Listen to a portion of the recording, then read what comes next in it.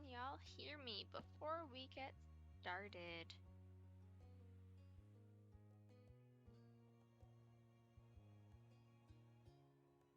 Once I know that y'all can hear me, we will get going. But yes, hello, good evening, all that fun jazz.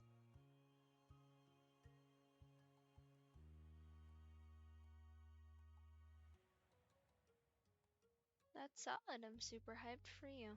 Just so I know, can you hear me? Before we hop into the game, I do like to get a little thumbs up to make sure.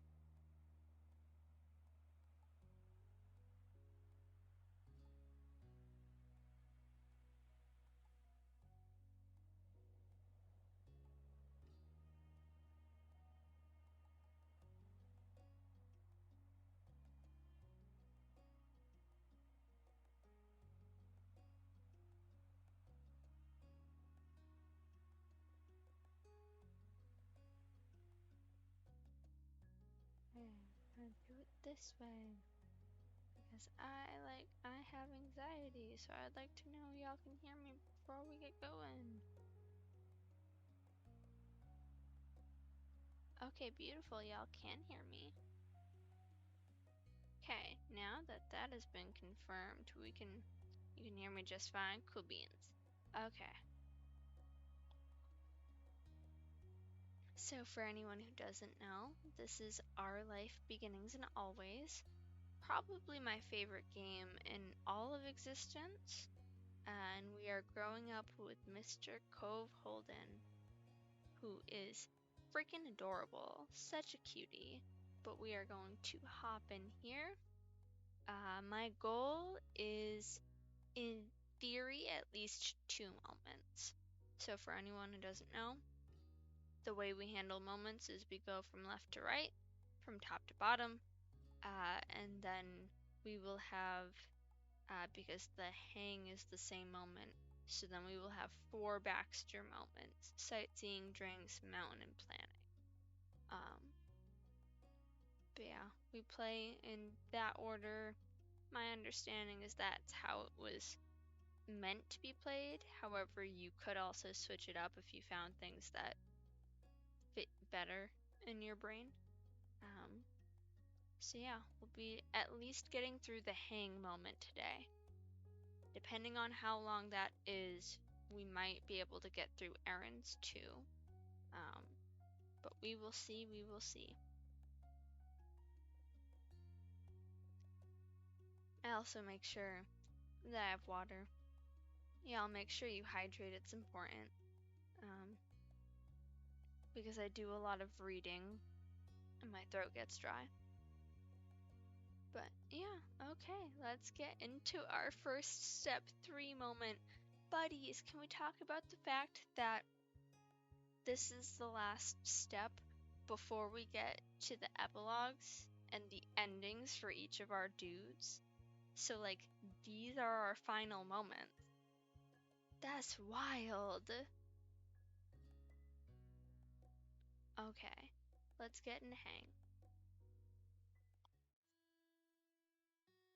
The stars had magically aligned, and somehow everyone was free today. But it was more than just luck. You owed it all to Miranda's determination. She set things up over several phone calls to find the perfect window to hit the beach. You couldn't wait to meet up with.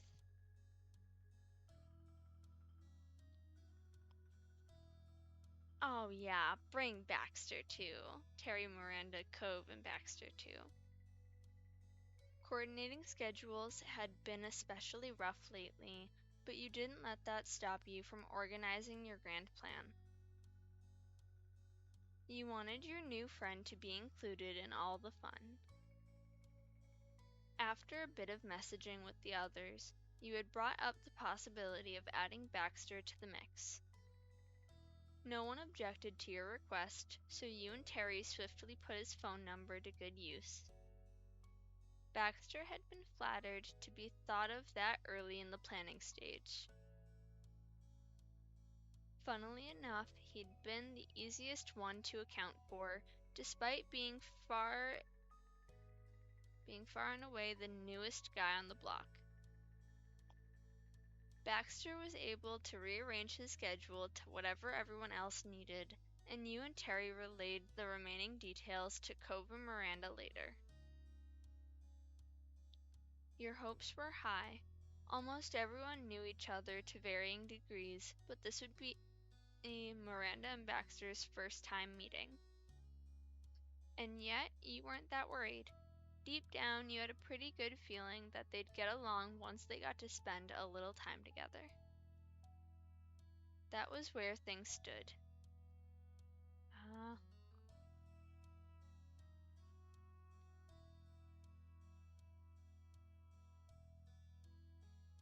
Knowing them and how my character has been with Cove, I feel like Cove would already be there.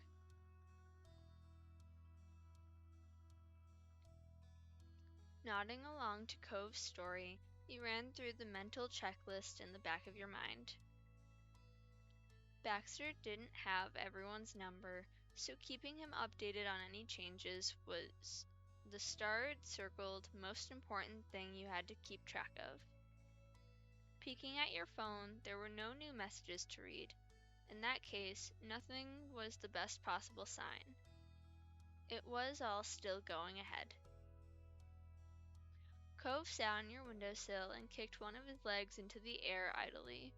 He already had his swimsuit on, and his towel was bundled under his arm in a misshapen ball. He'd shown up earlier that morning with a surprising amount of enthusiasm. He was chatting as you caught up to his preparation. But seriously, I couldn't find my swimsuit this morning. I looked everywhere. It had disappeared. I had no idea what I was going to do.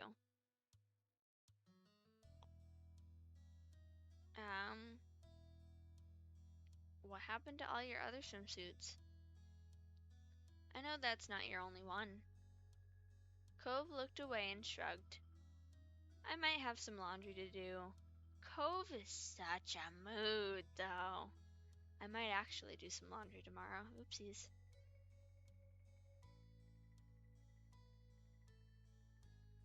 Anyways, I don't know why it was in the bathroom when I never put it there. He gave a small smile and readjusted the towel in his arms.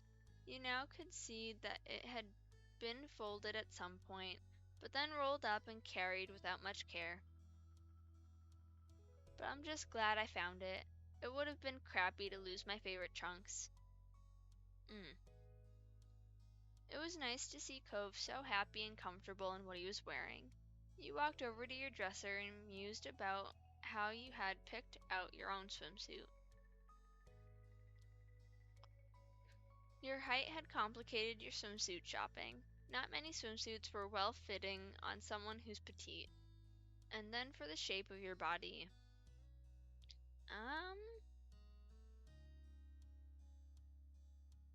I don't know. Slender, I guess? I wouldn't say scrawny, but slender probably. And,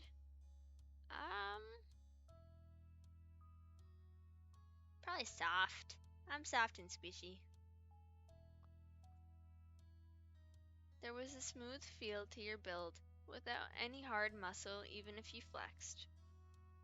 You'd kept mostly the same shape you'd had throughout your teenage years. You were used to your body, and your body was used to your habits. You alright? Oh, yeah. I was thinking about some things. What things? Just myself and my body, really. His eyebrow rose at your admission of self-reflection. And what do you think? What did you think of who you were? You considered your identity further. Knew for sure you were non-binary. Hell yeah. You had no questions about that part. And you had a flat chest, having never developed breasts because of hormone therapy you started in the past.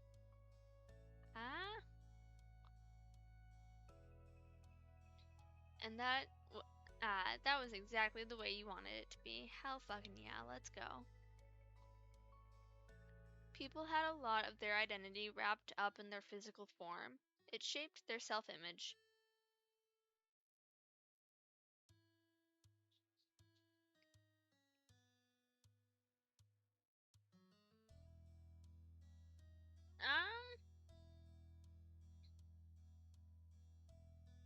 You knew you had gender dysphoria. Hold on, in this world, with hormone therapy would also mean that I wasn't. Honestly, in this reality, probably fairly comfortable. Your body was you, and it was a good one that you felt content in. You had pretty much always felt good in your body. It was that way through your main growing years, and now that you were an adult, you didn't see that changing anytime soon. You focused on Cove again. He smiled at you and tilted his head, a question still in his eyes.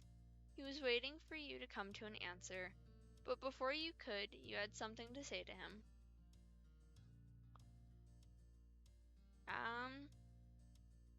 Are we really gonna put him on the spot like that?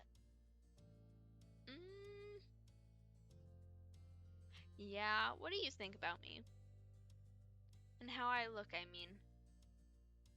Cove smirked a little, his eyes taking you in easily. Fishing for compliments, Blake. You look great. Everyone knows that, including you, by the way. Unless that's changed? Not him being like, bitch, you're confident. What do you mean? Everyone knows you look good. You're fine.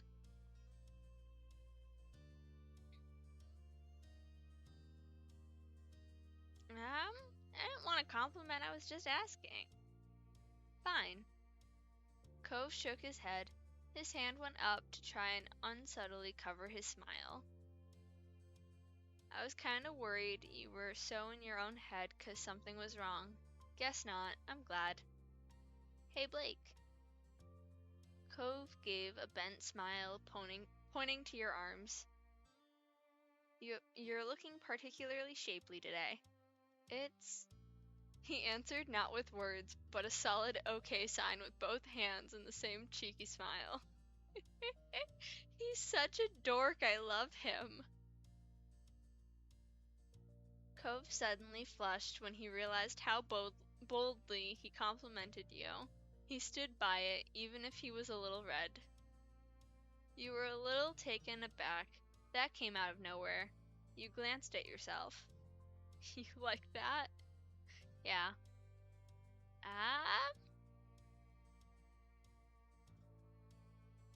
Yeah, definitely start to flex and show off jokingly. Be goofy about it. You posed dramatically. You showed off your guns, fighting laughter. First the right, then the left. You then flexed both your arms and widened your stance in a stereotypical strong pose. Cove turned bright red and jumped to his feet. His towel dropped to the ground as he practically flew over to you. He looked at your arms and then tried to gently nudge them back down. Yeah, you can stop now, really. He laughed nervously and flailed a little. You took pity on him and stopped displaying yourself. You'd gotten the reaction you wanted. They're so cute, I love them. He retreated back to sitting on the windowsill and retrieved his towel, head hung low to try and hide his expression. Finally, you felt that was enough of that topic for one day. You went back to your original goal before you got sidetracked. You needed to pick what you wanted to wear to the beach. Oh yeah, that. We're getting ready for stuff.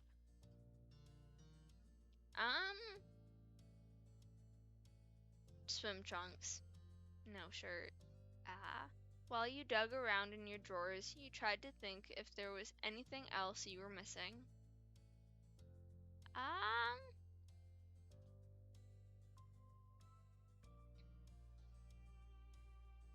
Get some sunglasses. With that taken care of, you held your outfit together and looked to Cove. He was tapping his toes on the side of the wall as he waited. You vaguely wondered if he thought that was a comfortable place to sit. You hoped so, given how long he'd perched on it. Regardless, it was time for him to go. You weren't going to put on your beach wear with him just chilling there. I need to change. Cove smiled, content with being kicked out. All right.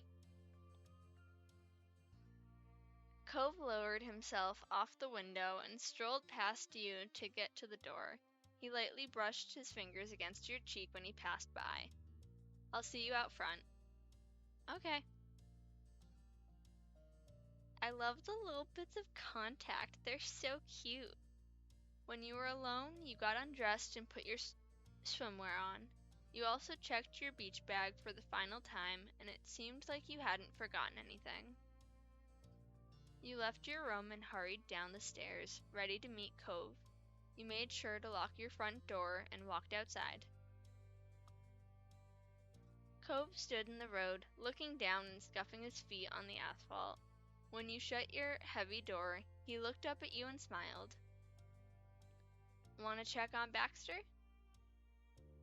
Cove's fairly neutral attitude on the topic of Baxter didn't escape your notice. He tended to get uncomfortable whenever Baxter surprised or flustered him, but since things were pre-planned and for an event favorable to Cove, he didn't seem bothered. Cool, let's go. Okay. The two of you walked unhurried up the street. You hopped up onto the doorstep and rang the bell. A few seconds passed and you shifted your weight on your feet while you waited. But Baxter didn't answer. The pause extended until things reached the point where you felt awkward hovering in front of his shut-up home. You spun towards Cove and he returned your nervous stare with a tight-lipped smile. At least you could take solace in the fact that the mild misery had company. There were only a couple of options to pick from. You could either ring the doorbell again, or you could send him a text. You reached for your phone, but a sudden noise through the wood made you stop.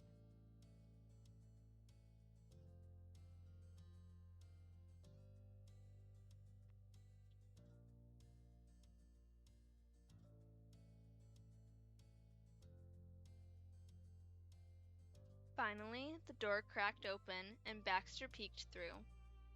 He then swung the door the rest of the way out. Good afternoon. I can't thank you both enough for waiting. Hi.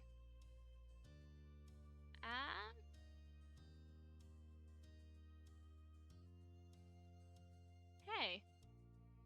Baxter leaned against the frame and his attention flittered between you and Cove. With a flick of your wrist, you added a wave. We're here to pick you up if you're ready. I am, and I couldn't have asked for better escorts. The atmosphere had become far more laid back.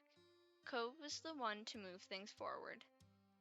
So I was thinking, we could get settled at the beach now, and Terry and Miranda can catch up with us there. I second that. While this neighborhood is charming, I think a change in scenery would be preferable. You moved in the direction of the beach while Cove paused to shoot off a quick update. He made sure to let the others know exactly where to find you. I don't mind. He flashed a thumbs up as soon as the message was sent, and with that, the three of you strolled down the street. The path you walked was as natural as breathing for you and Cove. For Baxter, it was a brand new experience. Though you might not have been able to tell, he walked straight on with certainty in his steps that was on par with the locals.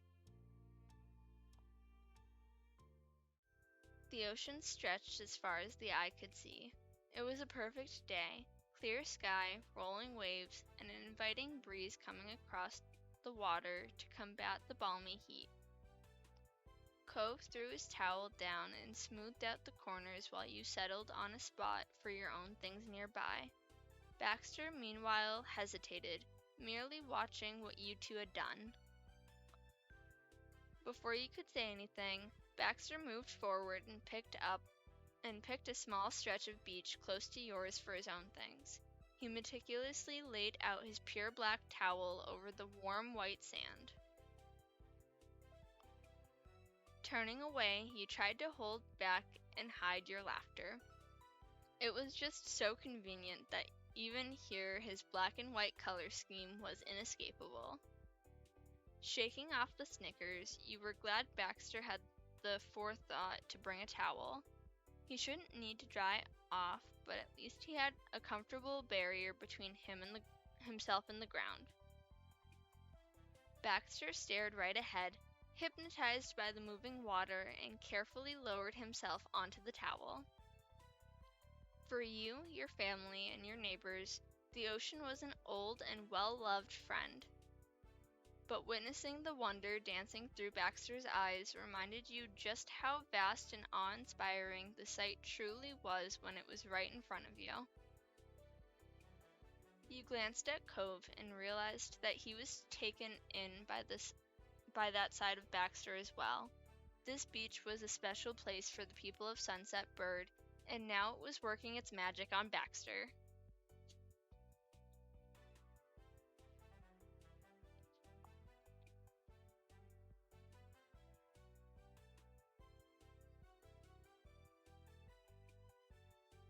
Cove seemed flattered by the awe and unspoken approval written all over Baxter's face.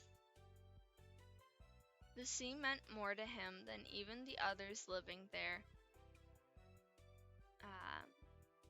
To appreciate it was to accept him. He hugged his knees to his chest. So, what did you want to do? When you didn't answer, Baxter tore his focus away from the water. He was pleasantly surprised to find out that Cove had directed that question to him instead.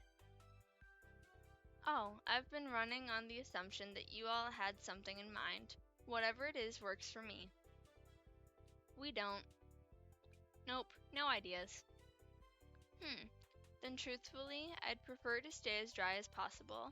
Taking a stroll or simply remaining here where we are, enjoying the scenic view, would make a perfect afternoon in my book. But my wants shouldn't interfere with yours. I won't stop anyone from having fun in the water. We're at the shore and I'm not heartless. Cove nodded understandingly. The odds were low that Baxter was gonna go for a dip in jeans and a shirt that looked too delicate for the washing machine, but that was fine.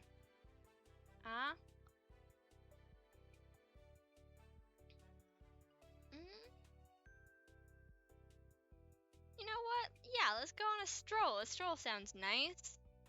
I don't know.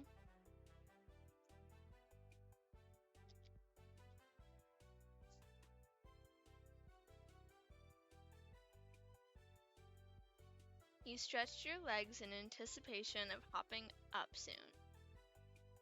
Really? That's wonderful. Don't be too surprised.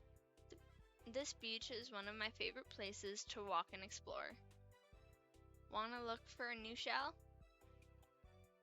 Always. It's been a while since I set out to find one on purpose. The last few I stumbled on. Cove laughed, remembering fondly. In the water or not, the beach truly was something special for him and for you.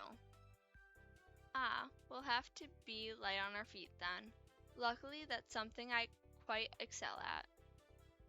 Cove kicked his heel, sending some grains of sand that had gotten on his towel sailing. He had done well starting the conversation, but now he was unsure of how to keep it going. Luckily, it didn't take long until you heard shouts. You turned your head to see both Miranda and Terry running straight for you. Miranda was faster, making leaps and bounds across the sand. Terry followed in her wake, laughing with her towel clutched around her shoulders and flowing like a cape. Miranda started making her jumps more theatric and more precarious as she got closer. Cove waved them on with a bright grin.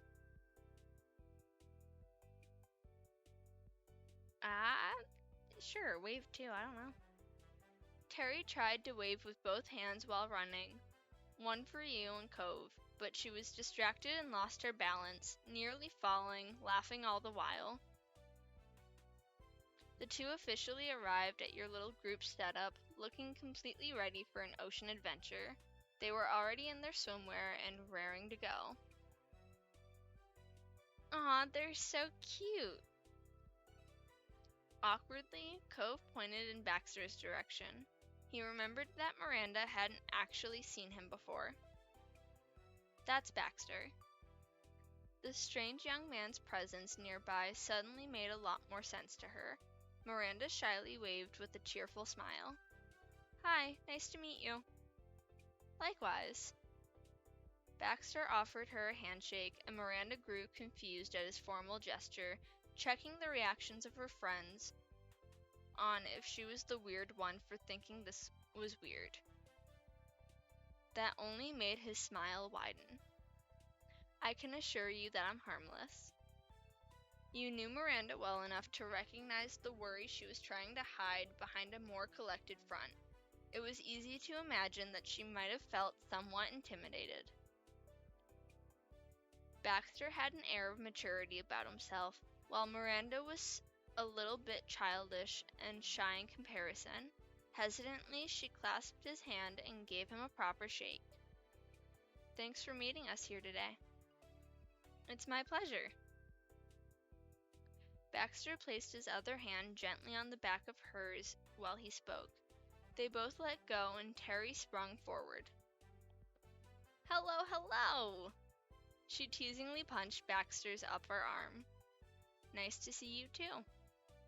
Terry had already made her dramatic introduction to him at the start of summer, so she was excited to skip right to the good part, hanging out. The B-Man is actually here! I can't believe how long it took for everyone to get together. Hi, Cove and Blake, too. Hey. Catch us up. Do we miss anything important? No, we literally got here, and then I laughed at Baxter and his black and white with the towel and the sand. That's about it. We were gonna go on a walk, but... No, we literally just got here. I think you're good on, missing anything important.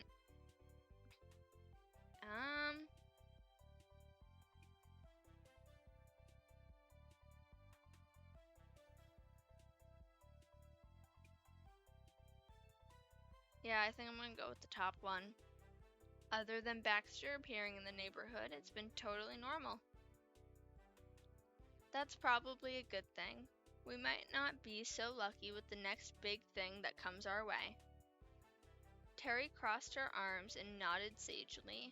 Baxter tugged at the collar of his shirt. Really? My presence is the only earth-shattering big news being whispered about? It's not that big. Everything is just even smaller. Not a lot happens besides some new people and longer wait times at the touristy places in town. Sunset Bird can be as predictable as the cycle of the sun. Ah, well, hopefully I'm a welcomed change of pace during my stay here. Absolutely. Terry then started talking about her morning and how she'd almost overslept since she had stayed up too late last night. She bounced on her feet as she spoke. But don't worry about me being tired today. You know I ran on less back during school. Miranda filled in the group about her morning. Apparently everything had gone smoothly. She'd met up with Terry on the way here and you knew the rest. Cove offered a suggestion to the gang. Hey, let's walk while we catch up. Oh yeah, definitely. You felt pleased that Cove remembered what you wanted to do. Sometimes he could be thoughtful like that. Once everyone's stuff was settled on the beach, the group strolled over to the shoreline. The wet sand was cool under your feet. A wave rushed up and covered your ankles in the water. You flinched from the suddenness of it, but by the next wave you were acclimated. You took another step forward and sank a little into the ground. Behind you, your footprints were soon smoothed by the waves. Your friends chatted as you all walked together, though Baxter remained at a distance to stay dry. You took turns pointing out cool shells or pieces of sea glass. It was a relaxing jaunt. Hours passed and the group had moved between different activities, some low-key and some more exhaustive. For you, it was break time. Baxter agreed. You sat on your towel, sipping at some water, and he rested on his. Your friends were hard at work, burying Terry's full body under a pile. Miranda used her arms to force up sand around Terry's sides. Cove was working on covering Terry's feet. You took another drink and glanced over at Baxter.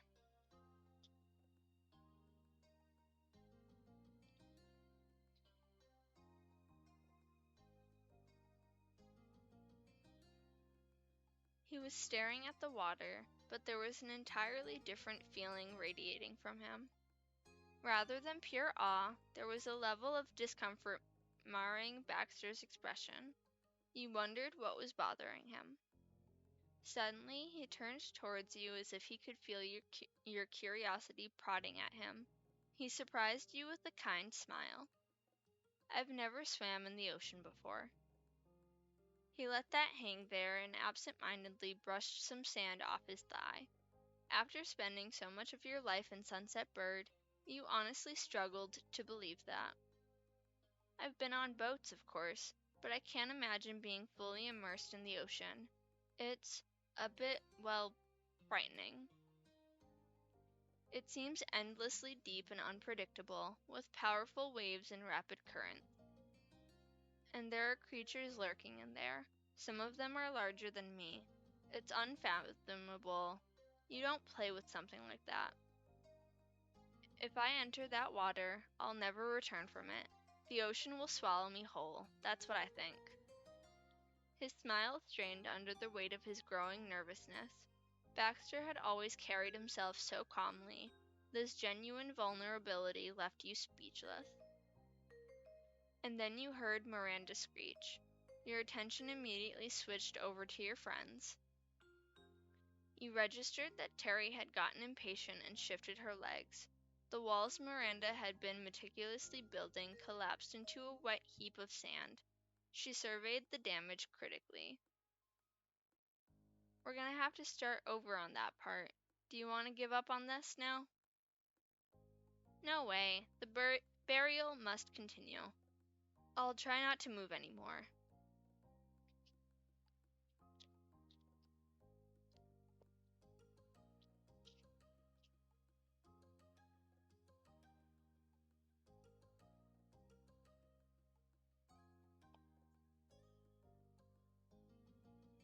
"Okay, if you're sure.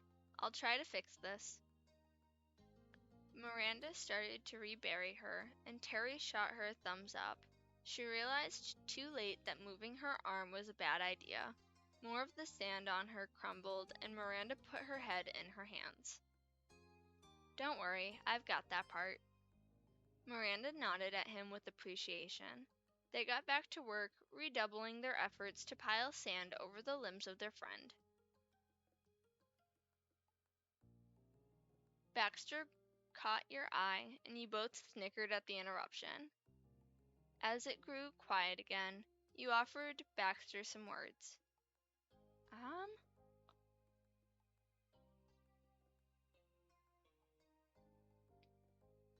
Would you want to try going in just a little? I'll be there with you."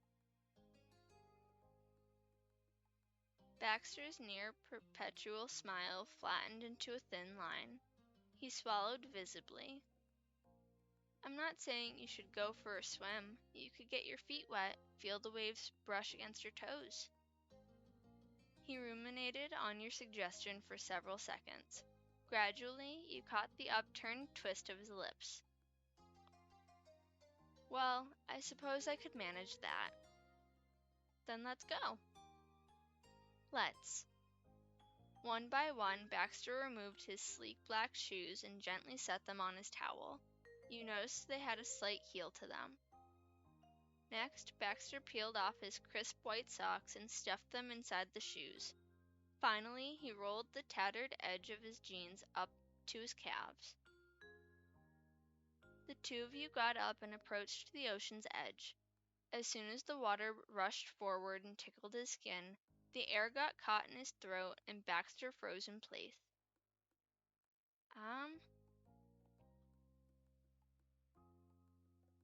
I don't know, offer him a hand? His lip twitched, and then Baxter immediately latched onto you. Moving closer, you tried not to splash him. You knew this was a huge moment for Baxter, and you were willing to give him all the time he needed. Gradually, he was able to release a calming breath. He squeezed you and offered a tentative smile. You gave him a reassuring squeeze back. Baxter inched further until the water crept up on his calf. He watched the water swirling around him as it moved with the tide, and then surprisingly, he chuckled at the sensation. Welcome, Hunter. You know, this is rather nice. Yeah. But this is as far as I go. I'm positive on that.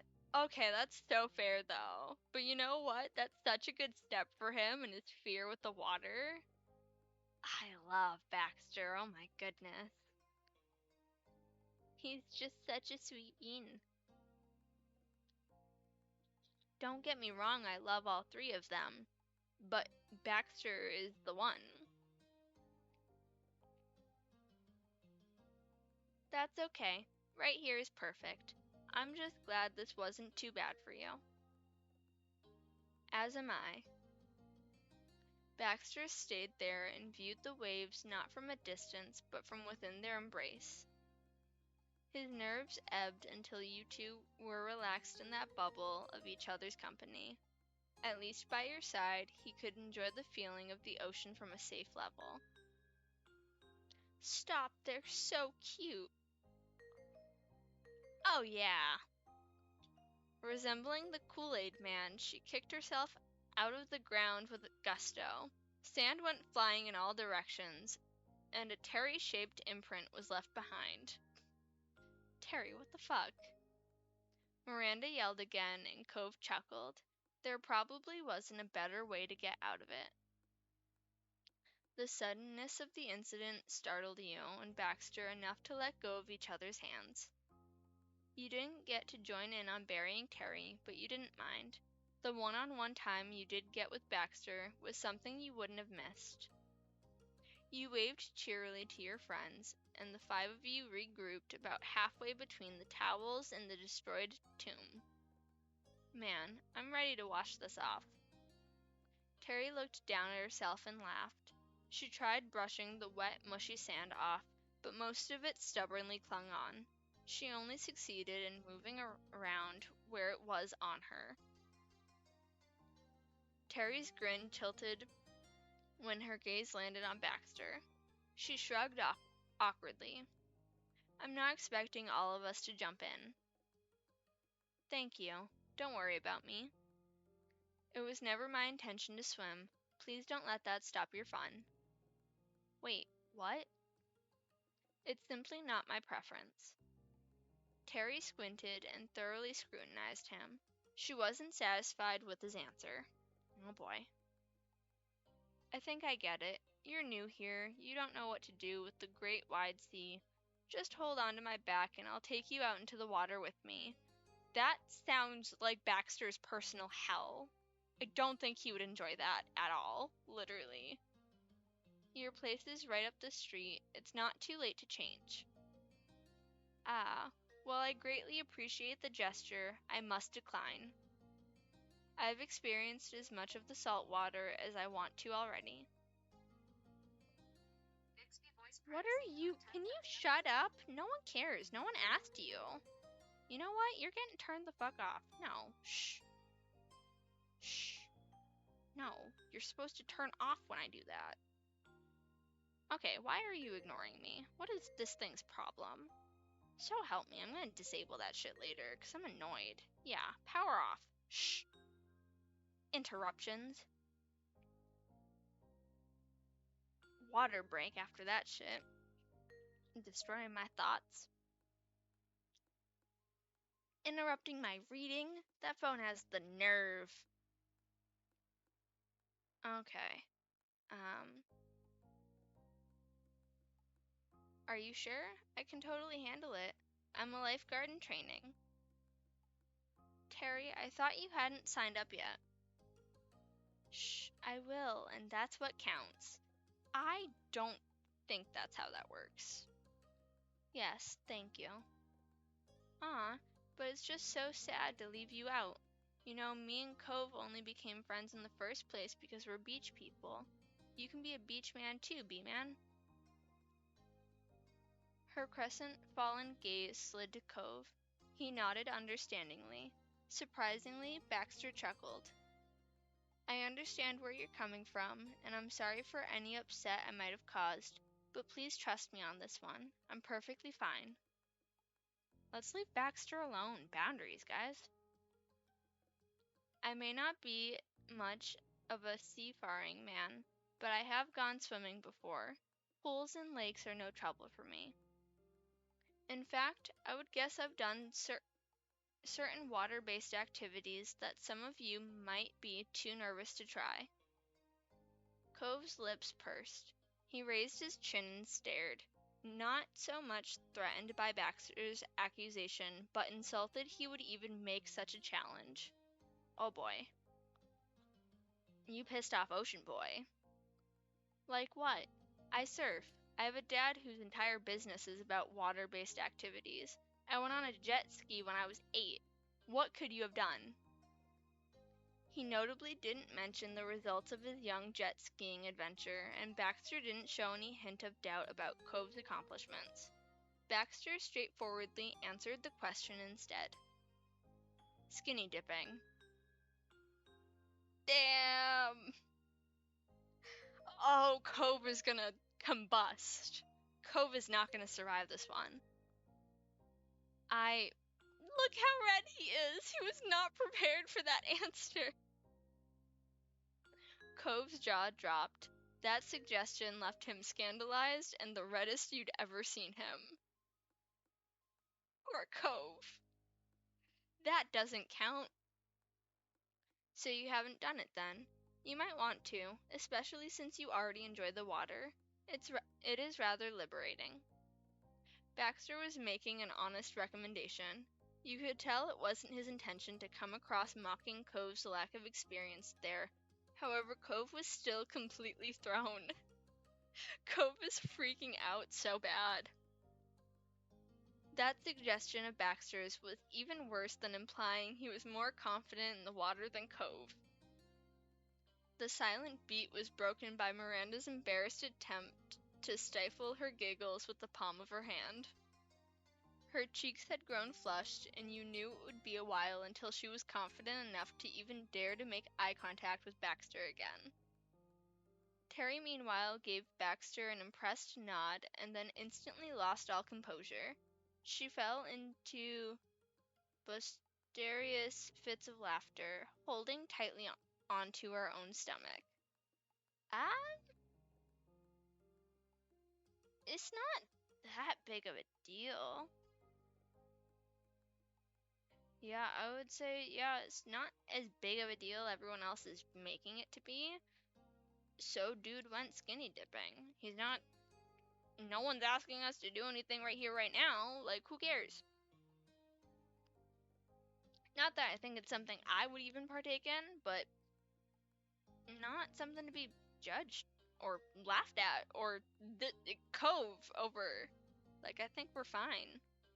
Yeah, didn't think it was that big a deal.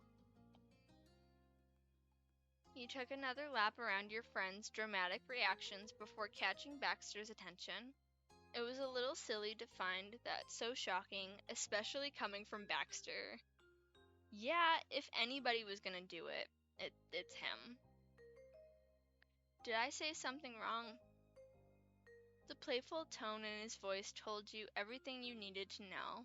Baxter was fully aware and enjoying the bit of chaos he unleashed on the group. Damn, Baxter's out here like, I'm gonna get a reaction from all these small town fuckers real quick. He clowned them so hard. Jesus. You exhaled deeply and did not comment. No one else added anything on the topic of Baxter's skinny dipping adventures either. It was back to the drawing board on what to do next. After a while, the gang mutually decided it would be best to go do something that was not water-based.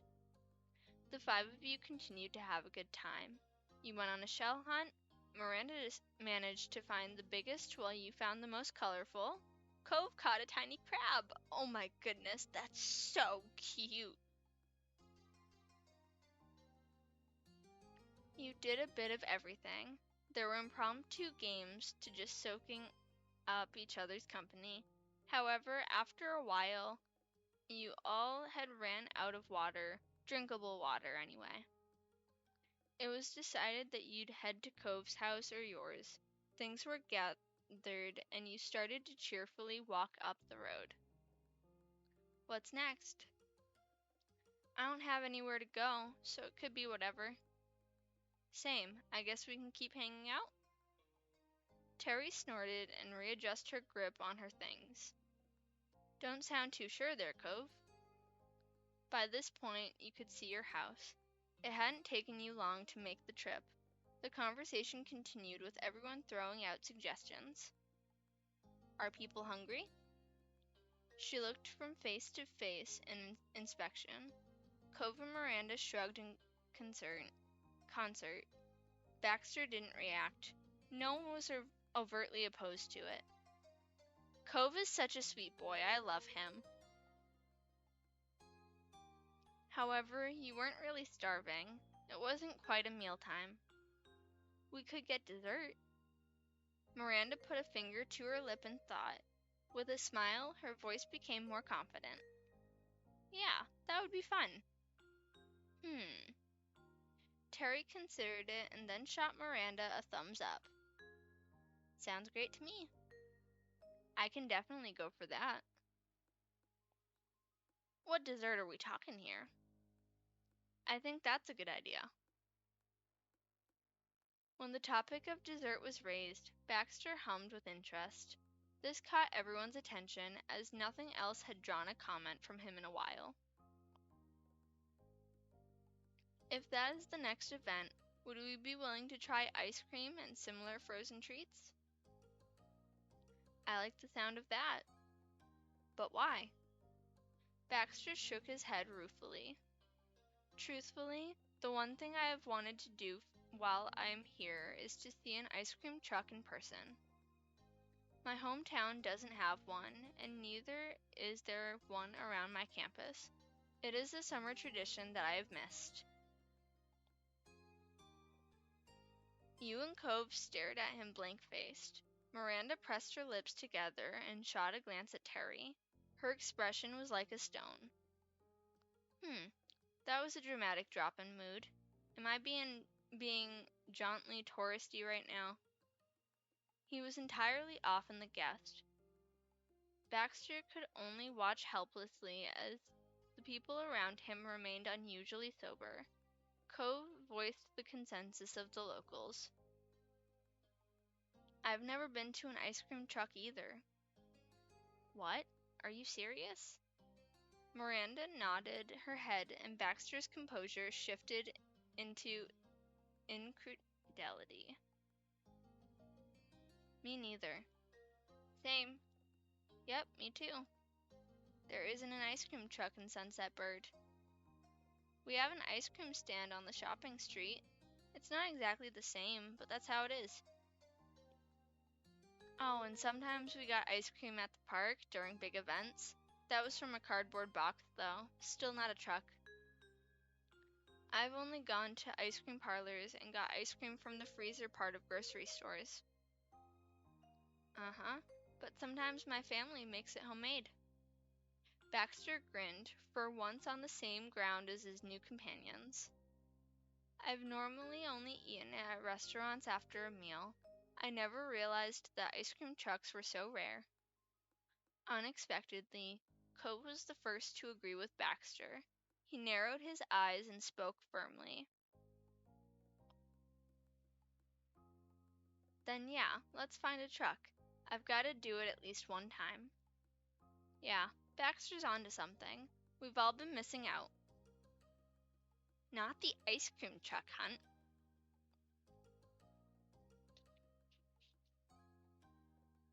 Okay, let's go then. Terry raised a fist into the air in a dramatic pose. There has to be an ice cream truck somewhere in California. That's good with me.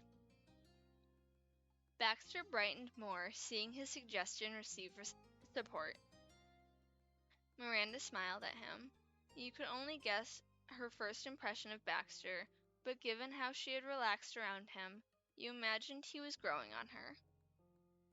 He wasn't as exceedingly self-assured as he came across at first blush, but it was nicer when Baxter was confident. That sounds fun. Let's look it up. Miranda reached into her bag and dug around for her phone. She pulled out a hair scrunchie, a small notepad with unicorns, and a bundle of chunky keychains. Her phone remained elusive. Just give me a sec. The rest of the group's mouths pulled into tentative, hopeful grins. There was an air of slight disbelief. Cove mulled it over while tapping his foot. Wherever it is, we're gonna have to drive to get there. I think so. None are in town, right? And everywhere else is far away. She finally retrieved her phone and started to search on her Maps app. She tapped her screen with a frown. It's already late afternoon, too. I wonder if ice cream trucks are even still going around. We have to believe. It's too soon to give up. Cove nodded, patting at his pockets. They were tellingly empty. I'll get my keys. No need, allow me. I asked to do this. It's only fair that I be the one to cover transportation. Besides, it's a rental. We may as well make the most of it while I have it. All right. Cove raised his shoulders in a bewildered shrug. Baxter ran his fingers through his hair to swipe his bangs, and they fell exactly back into place after. I will return in only a moment. Terry shot him a thumbs up, and Miranda mumbled absent-mindedly, focused on her task. Baxter flipped towards his condo and headed off, his strides long and determined. Oh. Cove raised his voice at Baxter's back. We'll put our stuff away while you're off doing that. Baxter peered over his shoulder and answered. Very good. Baxter was soon out of sight, and Cove had gathered up all his things into a sturdy hold. He gestured with his chin to his house. We can use my place for storage. You were on board with that. You shifted your things around so they'd be more comfortable to move. Thanks, Cove. You appreciated his offer for the simple truth that his dad would care way less about the mess than your mom's. Cove led the group to file into the Holden household. Miranda brought up the rear, stumbling behind Terry. She was being led by the arm while still keeping her eyes on her phone. Sandy towels were dropped in a heap on the living room, one after the other. No one wasted even a second with organization, taking cues from Cove's rush. I need a minute. Gonna grab a shirt. He darted down the hall, his steps loud on the hard floor. Oh.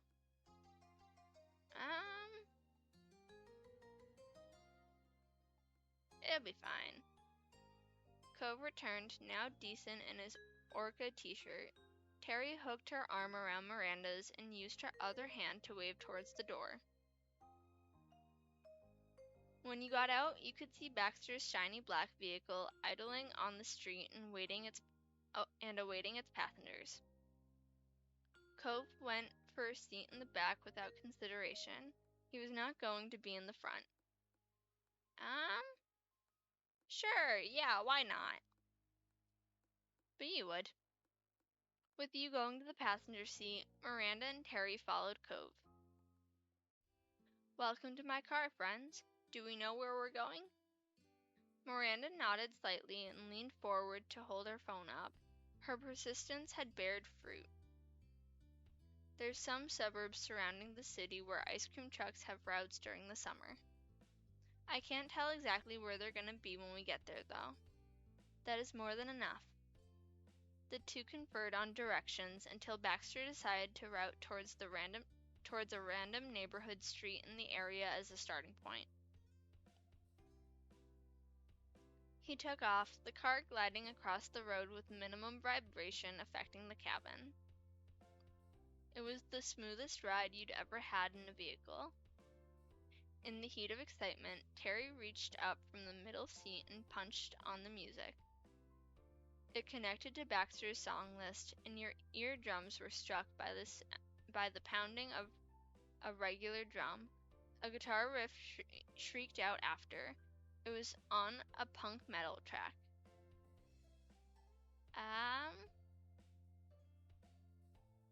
Yeah, I think it's fine. I don't think it needs to be turned off or turned up or changed. Like, we vibin'. We chillin'. Lean back in your seat, satisfied. This was your kind of music. Who knew it was his? As the drive continued, the music brought an almost surreal feel to the trip. The shredding guitars and shouted lyrics were a weird contrast to your goal of finding an ice cream truck. It inserted the humorous metal. Y'all, give me 1 second.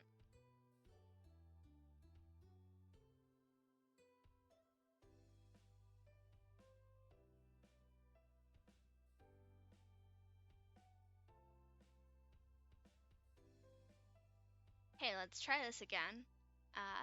It inserted the humorous metal picture of an ice cream truck playing screaming punk metal instead of twinkling tunes to summon children for icy treats. Zipping through the length of Sunset Bird in no time, you flew past the "Now Leaving" sign. Past that, the car zoomed down the open road while Miranda attempted to dig up more details on the elusive ice cream trucks. Do they have socials? Maybe someone tagged them in a pic or they're live tweeting. Why would an ice cream truck be on Twitter? And I can't even find out their hours for sure. I believe in you. Minutes added up, as did the miles. The city got closer, but the shadows closed in faster. The sun glinted from behind distant skyscrapers. Calling it late afternoon was being generous. It was evening. Unspoken tension began to form. The odds of an ice cream truck being active dropped with every passing second. But Miranda continued the search, and Baxter kept driving. As planned, he turned off the highway and followed the streets into the heart of the suburbs. He rolled through the neighborhoods aimlessly until... Yes! Miranda beamed and shoved her phone up to the front. You found one? There's a truck that's still open and nearby. It was on Facebook. I think if we go down their route, we'll find it at some point. Amazing. Yeah, who uses Facebook? People who want ice cream. Let's go. Okay, let's go.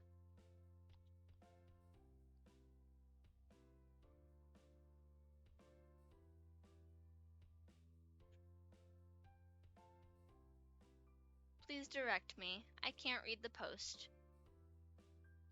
First, take a left at this next stop sign. Baxter clicked off the music to focus on Miranda's words. He also opened his window. Terry and Cove followed Baxter's lead, but Terry could get further and pushed her head out the window as far as the seatbelt would let her, hands cupped around her ears. Cove would lean farther out when he saw anything even kind of truck-shaped. Everyone had their ears and eyes wide open for any signs. If an ice cream truck was somewhere in the area, they weren't going to miss it. open my window too. It took a second to locate the correct button on the door. It was as sleek and unobtrusive as the rest of the machine, and that made it tricky to see when you didn't know where to look. You pressed it down until the glass beside you completely disappeared. At such a slow pace, the wind coming through whipped at your hair gently, pleasantly. Much less nicely, a fine dust blew in from the street. You squinted against the dirt in the sun. It had sunk low enough to be perpendicular with your eyeline. Hunter, thank you so much for the resub. I appreciate it. Also, sleep well whenever you gotta go for work, by the way. Still no truck to be seen.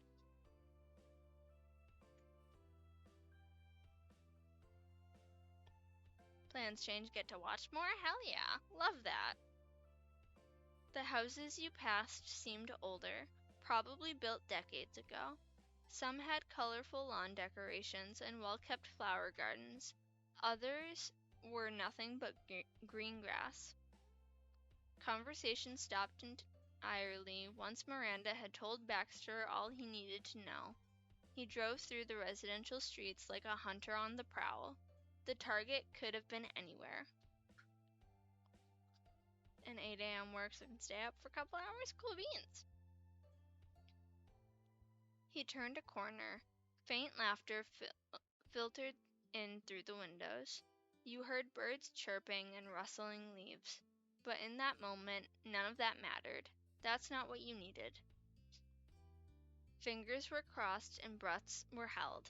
Baxter turned yet again, towards the signs of life, and a new sound gradually floated in from the distance. You concentrated on the high-pitched, jingling tune. Was it? It had to be. It was the musical call of an ice cream truck. Nobody could see it yet, despite there being watchers on all sides, but the song got louder.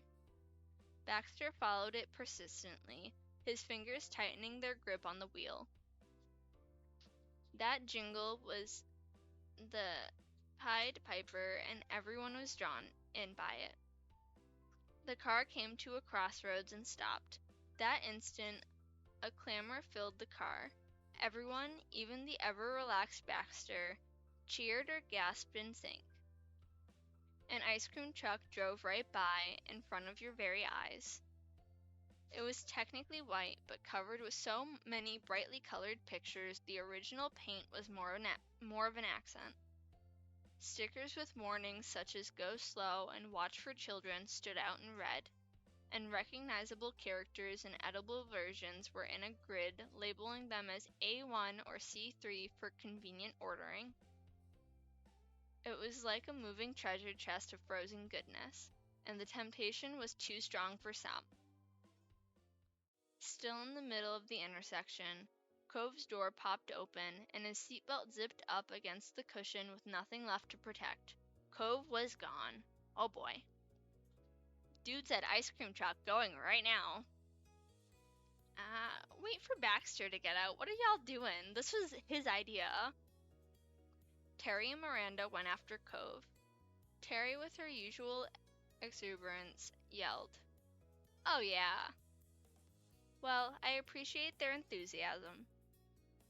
He glanced at you, not taking the turn just yet. Are you going? No thanks. You're very polite. Aw, I love him. You didn't think it was much. You weren't so impatient that you'd throw yourself out on the street or abandon the one who drove you there. The rest of them could handle that. Cove jogged after the truck. Terry cheered and waved, trying to catch the driver's attention. Miranda skipped behind her, moving her arms in wide motions. The truck lurched to a stop. They'd done it. Excellent. Excitement was plain on his face, but Baxter cautiously turned to where the truck and your friends had gone. He parked on the opposite side and the opposite end of the nearly empty street. Baxter grinned as he finally unbuckled. Shall we? Let's. You left the properly stopped vehicle and crossed the street together. The other three huddled around the large menu pasted on the broad side of the truck. As you joined the group, you could feel the anticipation of a kid on their birthday, except it was somehow everybody's birthday at the same time. Up close, you could see the images were faded. They weren't as vibrant as they should have been, and chips of paint were flaking off. If anything, the wear and tear increased the charm. It was real, and it was just what you had imagined. You were finally experiencing a quintessential summer ritual.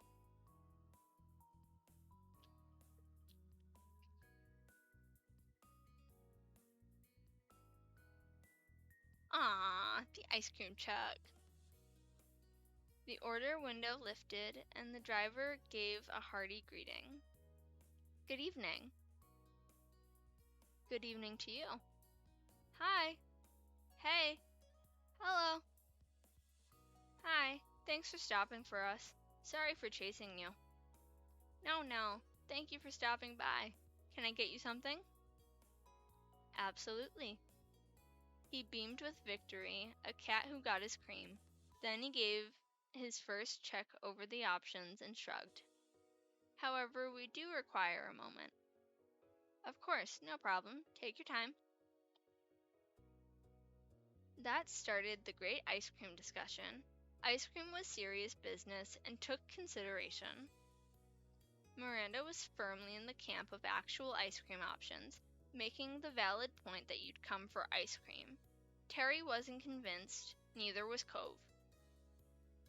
Getting ice cream obviously didn't mean you actually had to get ice cream. Anything from the truck counted. The debate ended with no agreed-on winner. Everyone just got what they wanted. Hi again. I'd like a coconut popsicle. Sure, let me get that for you. She reached over into the freezer and pulled out the first of the treats. She handed it off to Cove and he passed her some cash. I'll have one of those snow cones. And can I have a chocolate-dipped ice cream cone, please? The D4? They both received their treats, paid, and stepped away to clear the way. This is step 3. So the last real step before step 4, because step 4 is just like everybody's epilogue.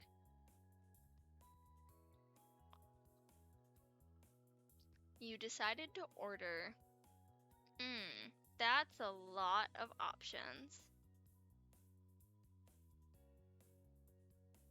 Ice cream sandwich, ice cream cone, ice cream taco, chocolate dipped ice cream cone, ice cream sundae cup. Ice cream sundaes are pretty bomb.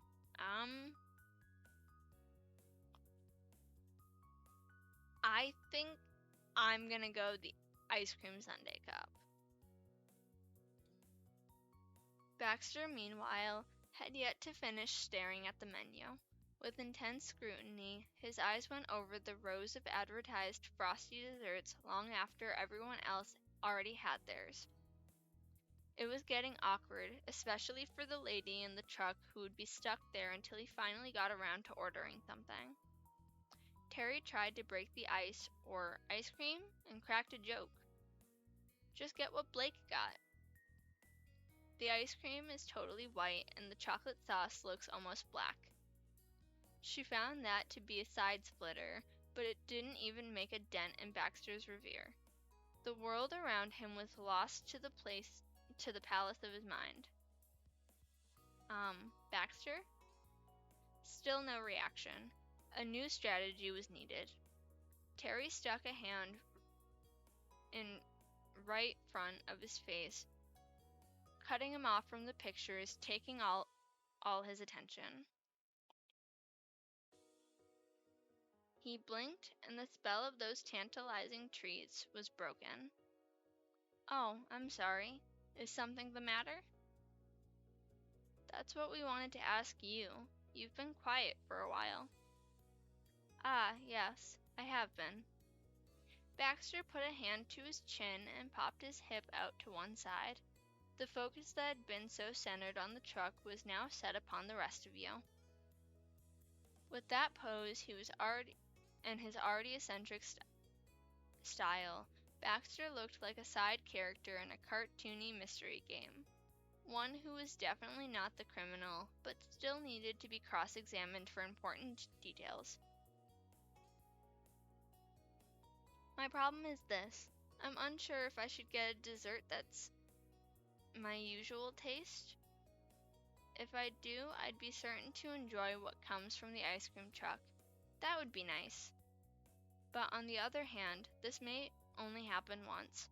Perhaps it'd be more rewarding to get something new, an option that would be challenging to find in a common store, which will add more to the experience. Indulgence or novelty? I want to make the right choice. That is so much.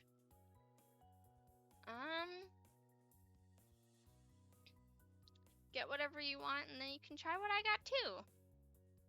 As long as we don't get the same things, you'll be able to sample 2 different treats. Oh, well, I can't reject such generosity. In that case, my decision is made. Yay! Success! Indeed. But now you're going to have to bear with me. He said so teasingly. It was all self-directed. I promise it is not what you think. I'm being entirely honest. I'm going to get my preferred treat of this type to eat. Okay, why would we have a problem with that? That is because my favorite is an ice cream sandwich. Of course it is. Cove, Terry, and Miranda exploded into laughter. That's what I should have suggested. Not the sundae. It's the perfect black and white selection for Baxter. That is a good one. Ice cream sandwiches are good. Baxter ran his hand across his bangs, his smile sweeping into a grin at the same time. It was obvious he knew exactly what he was doing. Far from being bothered by your laughter, it seemed like that was what he was aiming for all along. I cannot deny that I originally tried them because of the colors. It had been picked out for me because they assumed I'd appreciate having a black and white dessert, which I did. But they are the tastiest type of simple ice cream treat to me. It's simply a coincidence, or perhaps it was meant to be. If you insist, Monsieur, I believe you. Go get your sandwich. Baxter approached the truck determinedly and leaned against the counter. He spoke briefly to the patient ice cream lady, then money was exchanged. In return, he got his prize. The coveted ice cream truck treat was finally in his hand. After one more thanks to your crowd, the ice cream sales lady shut the side window. Then the truck slowly began to move. Your friends shouted and waved and gave grand farewells, wishing her well on her journey bringing treats to young and old. She beeped the horn a couple times in a cheer of her own. The truck eventually disappeared beneath the skyline, and you, along with the others, ambled across and up the road towards Baxter's car with treats in hand. Miranda and Terry giggled about something you couldn't quite catch. But it became apparent the minute they exchanged cones and took a lick each. Actually, using the word lick might have been generous. Terry! A peek at Miranda's half-eaten ice cream and the vanilla and chocolate smeared all over Terry's mouth said all that needed to be said about the situation.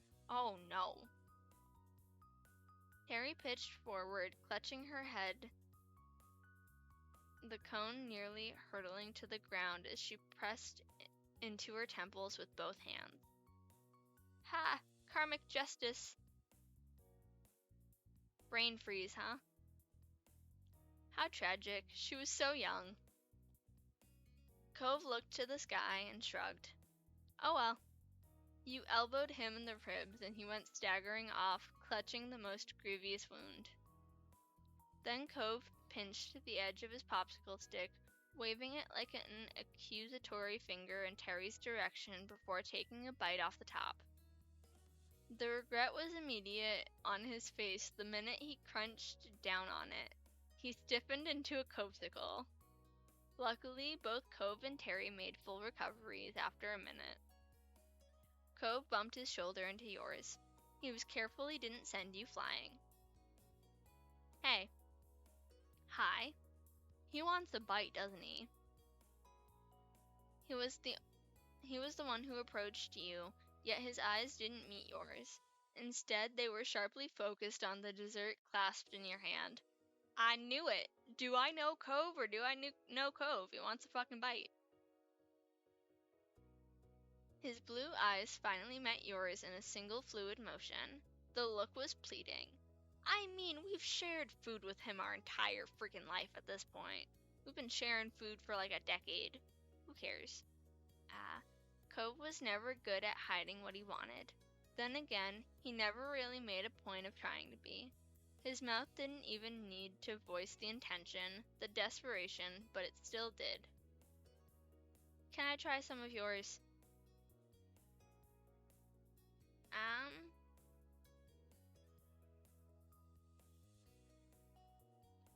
Yeah, you can try and so can everyone. I don't care. Oh, our most graceful and generous benefactor, you've given us a treat. Cove smiled at Terry as Terry bid him to join in the act. Oh, sure, a boon for Houses Holden, Brooke, and Eckert. How about Brogert? Love it. That's our castle name.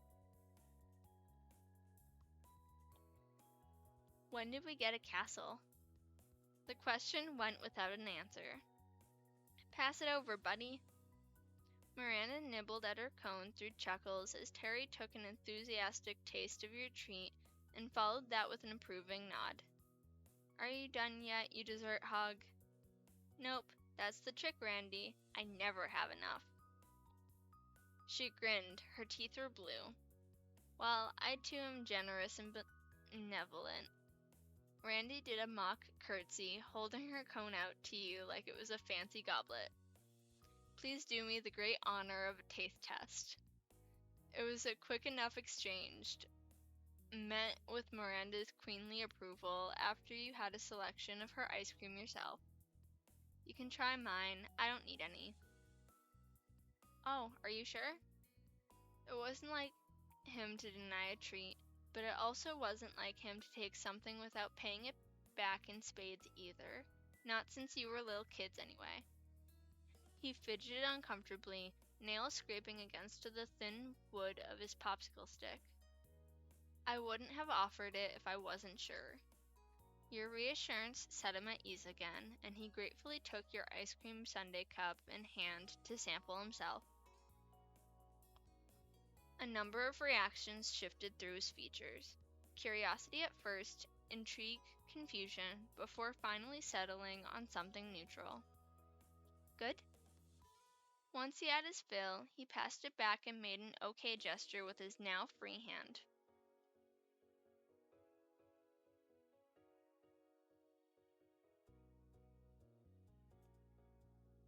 Thanks, Blake.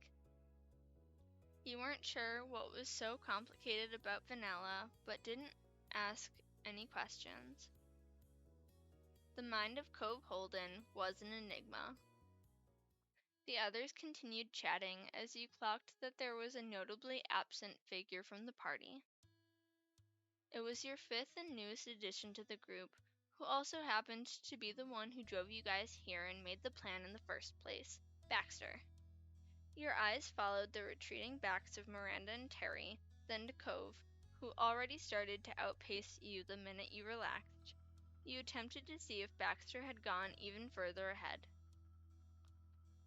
There were no signs of that monochromatic color scheme you'd gotten so good at spotting. A low chuckle from behind you gave away the ghost. His tone was chill as always, but it was even more fitting considering the theme of the moment, frozen delights. I wonder what it is that you're searching for, Blake.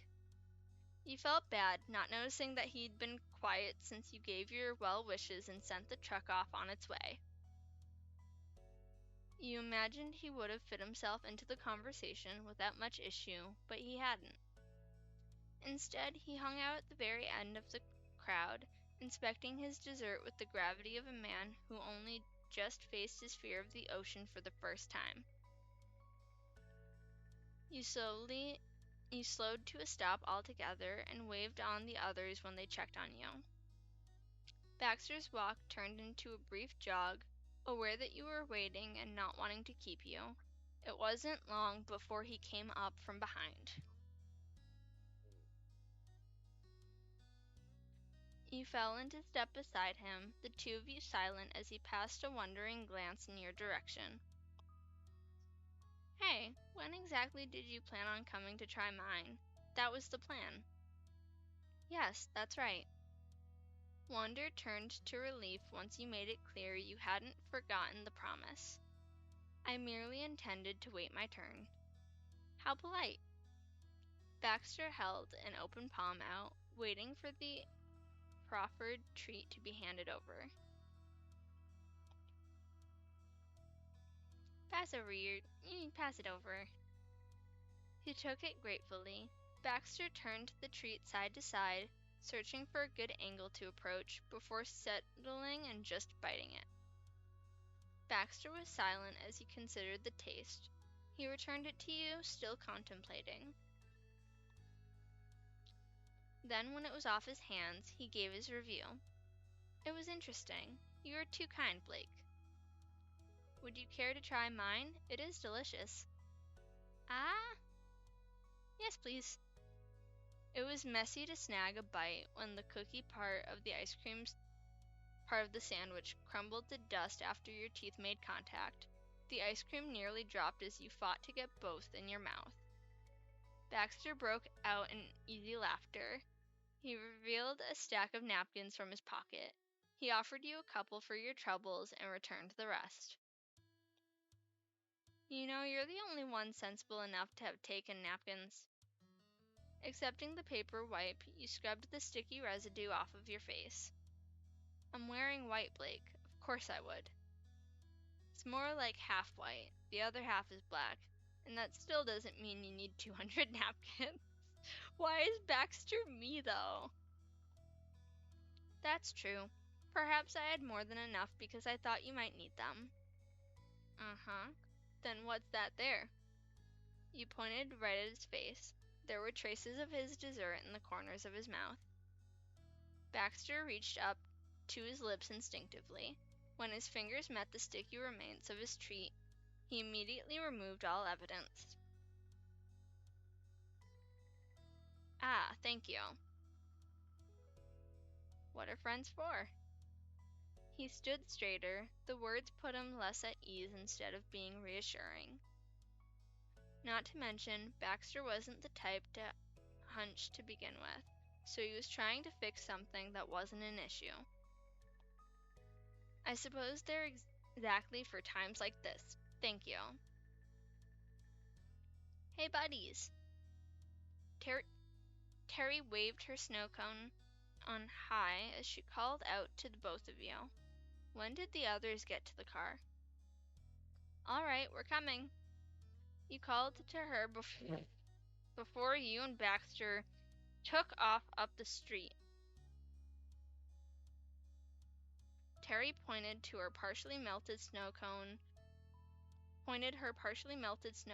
towards Baxter as soon as he came close enough. I wanted to try yours too. Mine's a little slushy now, but that's half the appeal. He gave his ice cream sandwich to Terry, taking the paper cone in exchange. And for reference, what is the other half? Turns your tongue blue. Didn't you get a cherry? Yep. Cope shook his head, but didn't have it in him to get involved in that conversation.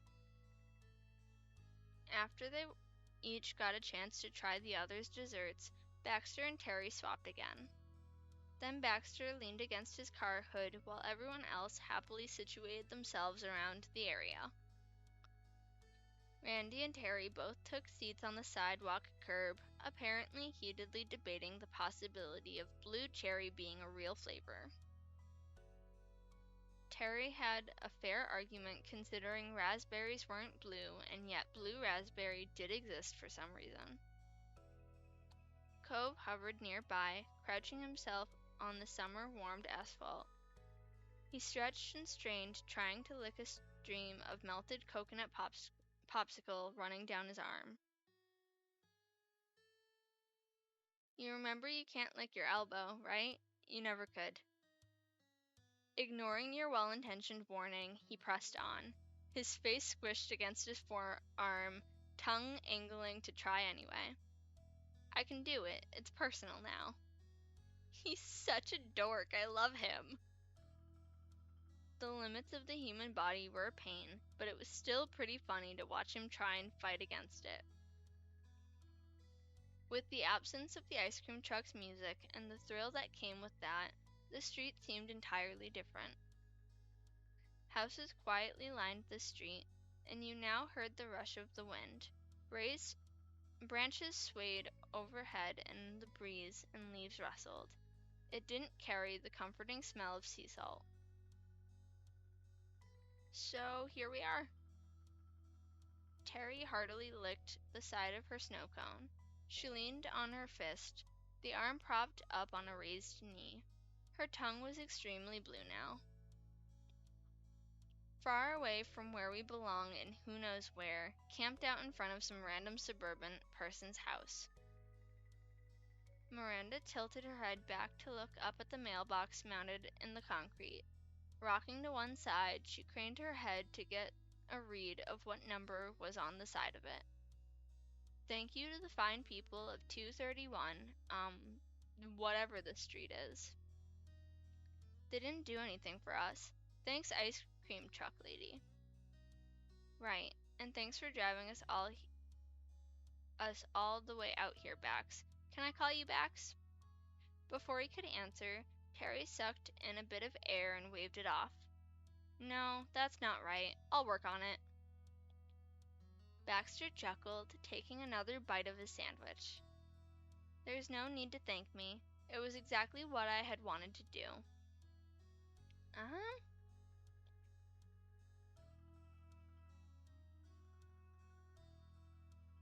It was totally worth it. Yeah, for sure. Definitely. Absolutely. The sky grew pinker and yellower, and you knew the day was soon going to come to a close. Somehow it felt wrong. It had gone too fast to be over. Though summer never seemed long enough those days. As you were about to voice that thought, you heard the dim sound of something gurgling. That immediately replaced the words that came out. Hey, did you guys hear that? I did. Yeah, what was it? Neither of the boys replied to the question, except for shakes of the head and shrugs in the negative. There was no time for a follow-up question because the answer came in the form of a psh. Water bubbled and then shot up in graceful arcs all around. Droplets splattered onto the paved driveways and were coming towards the sidewalk next. Sprinklers! Randy made a break for it, dashing into the street with the speed of an Olympian sprinter. Randy, wait up! Terry leapt onto her feet. Her shoes hit the concrete with wet slaps, while Baxter wordlessly searched for cover himself from the surprise spray, meandering away without any urgency. He responded with remarkable poise about the whole thing, unbothered by the fact he'd gotten wet today after all. Baxter even had time to finish the last bit of his ice cream sandwich. I don't know, it's a little water. Take it in stride yourself. Sure, you'd gotten a little wet, but water was water, and you were hardly a stranger to it. You used to run through the sprinklers as a kid. it would dry pretty quick. But Cove didn't even so much as flinch. He only stood to his full height with his back to the car, a popsicle stick prodding out of his mouth. He glanced over at the others and grinned as he withdrew the stick clean. How about this water-based activity? Most of us are still in swimsuits. Oh, well, isn't that an interesting proposition? The challenge had been issued, and Baxter threw down the gauntlet. Cove's eyes popped open with shock, but he didn't allow the surprise to keep him from moving. He darted off to the lawns. As Baxter came sprinting from behind, it looked more like Cove was running away from him rather than into the sprinklers. My snow cone! Terry complained, sticking the paper cone higher in the air as she stayed well and good away from the sprinkler spray. It'll melt! Terry had a wetsuit on, but that wasn't going to protect her snow cone by a long shot. Aw, come on, Terry, live a little. In spite of the fact that Miranda had led the charge for cover, she was easily convinced to jump into the fray. Skipping to the sidewalk with her ice cream in tow, she waved the two boys down to stop and wait for her. Terry settled up to your side, clutching her honestly already melted dessert. Her eyes kept going between her much-beloved treat and the sparkling sprinklers, but she seemed to have chosen to preserve the sanctity of the snow cone instead.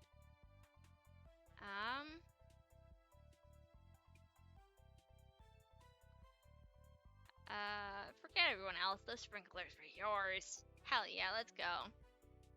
There was no need for a preamble or introduction. Kicking off your shoes, you ran straight into the sprinklers to catch up with the others, roaring with enthusiasm as the water sprayed overhead. The temperature of the water was bracing. Odds had been good that it'd be cold, but that was almost on the next level. Did the suburbs put ice in their pipes? Still, you weren't about to regret the decision now.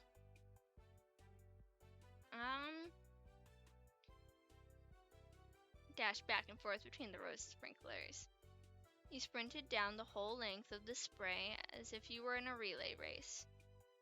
It was glorious as it could get, except for when your ankle nearly sank into the mud. You were all fancy-footed and careful until suddenly you heard Randy cry out in surprise. She was covering her mouth and held what remained of her crumbling sugar cone. The ice cream had fallen, abandoned to the grass. It was one thing to have damp ice cream, but it was another if it fell to the ground altogether. Everyone stopped, except for the sprinklers on their back-and-forth paths, and Terry Brooke. Terry breached the wall of water, sliding across the grass until she could get a leg up.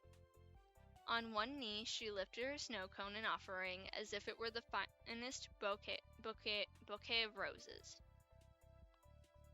Welcome back. Randy, will you do me the great honor? Oh. Miranda lit up brighter than any star, giggling as she wiped the last streaks of ice cream from her fingers. She took the offered snow cone, dark hair falling forward as she smiled softly at Terry. Okay, these two are really fucking cute. I love them. Terry bounced up from the ground, dusting off what grass had adhered itself to her legs. You know, it was just ice cream. I would have survived. Terry was aghast, her hand at her clavicle before she reached out for the snow cone. All right, I'm taking it back then. Nope, you already gave it to me. Cove's eyes met yours as you turned in the direction of the boys, and he smiled, shrugging as if to say he didn't know what to do either.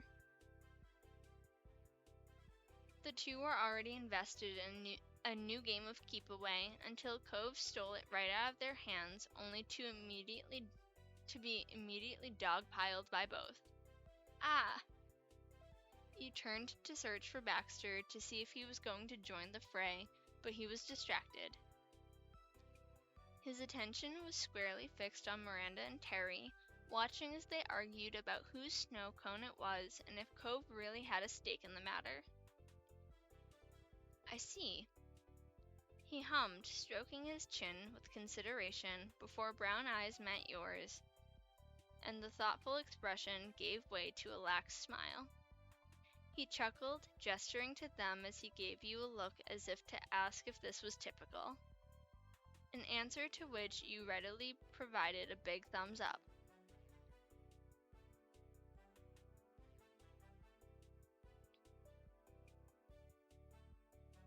"Hey, nice job." For Randy, anything. Terry beamed in reply, elbowing Cove in the ribs before the sudden hiss of another sprinkler rising from its earthly tomb reminded her of where they were. Randy shotgunned the rest of Terry's snow cone. A champion was born. Terry responded by crushing the paper cone against her forehead, to Miranda's delight, though she did get some of the syrup in her eye. Oh no! And it wasn't long before that interlude was forgotten. Dashing and leaping resumed in earnest. But all good things must come to an end. Eventually, the sprinklers retreated into the ground, and all that remained of the celebration was 5 dripping young adults. Boo! I was just getting started. It should have gone longer. Honestly, I think it went on really long for being a bunch of sprinklers. The sun was situated almost perfectly halfway below the horizon. It was probably about time to call it quits for the day. Actually, you were really sure to call it when another breeze swept by and caught on the now soaked and very cold fabric of your clothes. Shivering in place, you watched as Terry and Miranda immediately found each other again, the girls clinging desperately to each other for warmth. Cove tugged on the hem of his shirt, pinching it away from his body before allowing it to fall back with a wet slap. "I should have taken this off before I went in." He promptly rectified that and took off his shirt, cheeks pinking with embarrassment when the girls took a break from being cold to whistle at him. "Aw, poor Cove, he's just trying to be comfortable." "Guys, I wasn't wearing this at the beach. It's not different now." Cove wrung the water out of it before swinging the shirt over his shoulder instead of pulling it on again. "And before anybody says anything, it's going to be colder wearing that than not wearing it. I do regret that we did not bring our towels." He ambled into the roadway to retrieve his abandoned shoes and socks. Baxter then returned to his car's side, as did the entire gang. To the side, Terry and Miranda remained linked. Their knees were practically knocking into each other. You couldn't pry them apart with a crowbar if you tried. That had to be effective.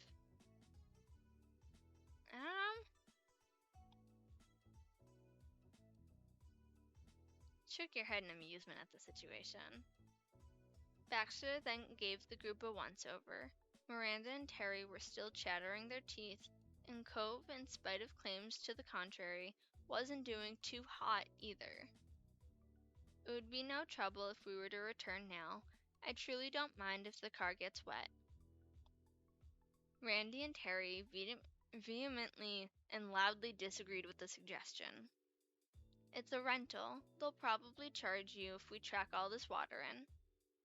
"Not exactly. We can at least wait until we're not dripping everywhere anymore, right? Even if we're not all the way dry?" He glanced at the car, then to the others. Baxter already started reaching for the door handle when they disagreed. He allowed his hand to fall to his side. "Also, Hunter, yes, this is my planned schedule for the time being.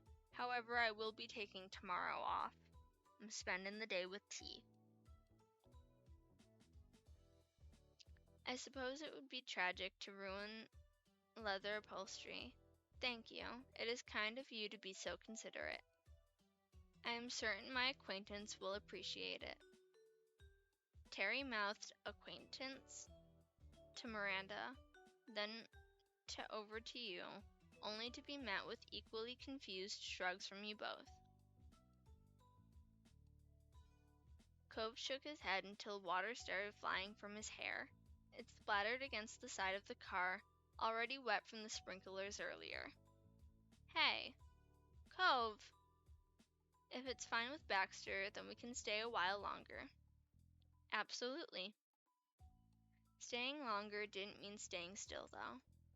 You and the others walked down the sidewalk, sandals and shoes squelching with the residual wetness that as you made your way throughout the neighborhood. The neighborhood, but not your neighborhood. It's weird that it doesn't smell like the ocean. Cove's nose crinkled as your head perked up. He smiled as if to confirm you two had been on the same page the minute he even mentioned it. I find the scent of lawn clippings rather relaxing personally. Huh, okay.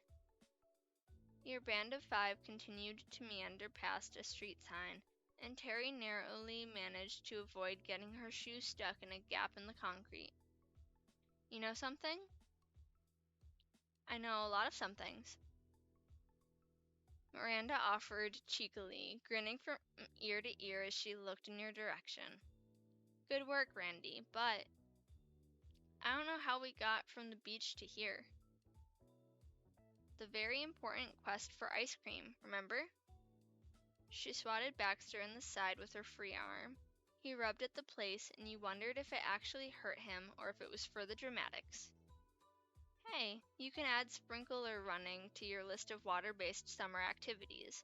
And since we're talking about your past water exploits, Cove already tensed up before Terry even asked her question.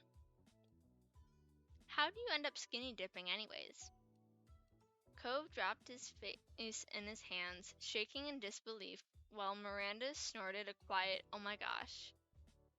It was tempting to point out that Cove was the one who brought up water-based activities to get Baxter's sprinkler running in the first place, but you resisted the urge.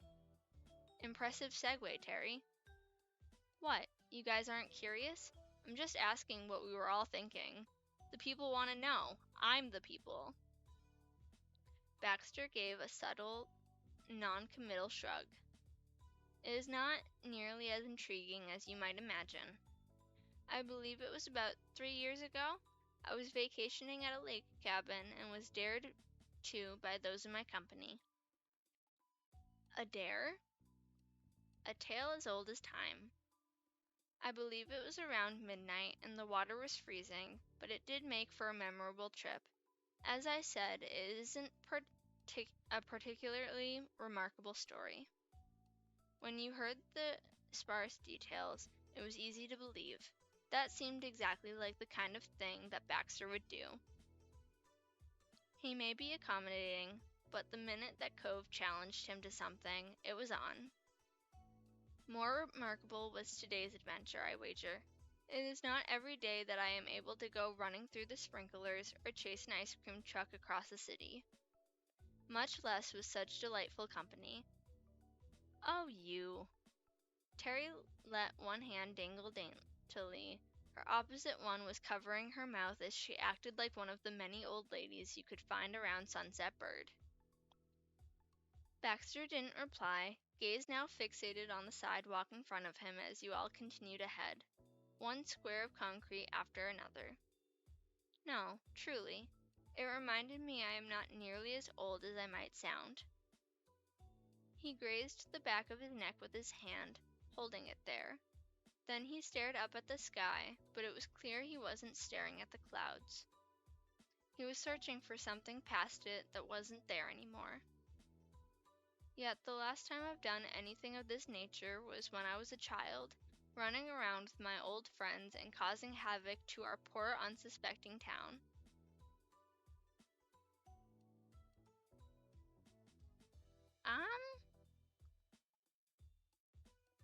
I'm glad you suggested it. I am. Baxter's a vibe. Baxter hummed comfortably, allowing the conversation to lapse into silence. The twilight stroll continued until the sky turned dark and street lamps flickered on. Even as night fell, you thought there might still be a chance to cling to the thread of this day. Everyone was sufficiently dry enough anyway to not consider yourselves liabilities. When the vehicle came into view, Cove mumbled, "Staying outside in swimsuits until it's nighttime and getting ice cream. It really is like we're kids again." Not just like being kids, but kids on a vacation. Well, Baxter is on vacation, but it's like someone's birthday or the 4th of July. Fireworks! Baxter dropped his keys, startled when Terry suddenly screamed. "Oh, sorry." He waved off the apology, kneeling down to pick them up. That was the second time his attempts to open the car had been interrupted. Perhaps the third time would be the charm. What was that about? "We can't go home yet. I just remembered there were fireworks today." Cove and Miranda looked at one another before they turned their scrutiny onto Terry. "For what?" "I think it's to celebrate an opening or something. We probably can't get into the real event, but we can see it with our eyes for free." She made 2 circles with her hands, holding them up to cover her aforementioned eyes as she advanced closer to Cove, who lightly pushed her back with a hand. "They can't stop the public out from seeing explosions in the sky." "Really? Another last-minute rush trip?" Cove sighed, shaking his head in disapproval. "Aw, come on, Cove, don't be a wet blanket." Terry wrote him off, likely aware that Cove could not help being wet, turning to face you. Miranda and Baxter, the 3 that stood in the way of her night continuing for an hour or 2 more. "What about you, Blake? Randy? Baxter? Want to see some fireworks?" Terry continued on without waiting for an answer. Oh boy.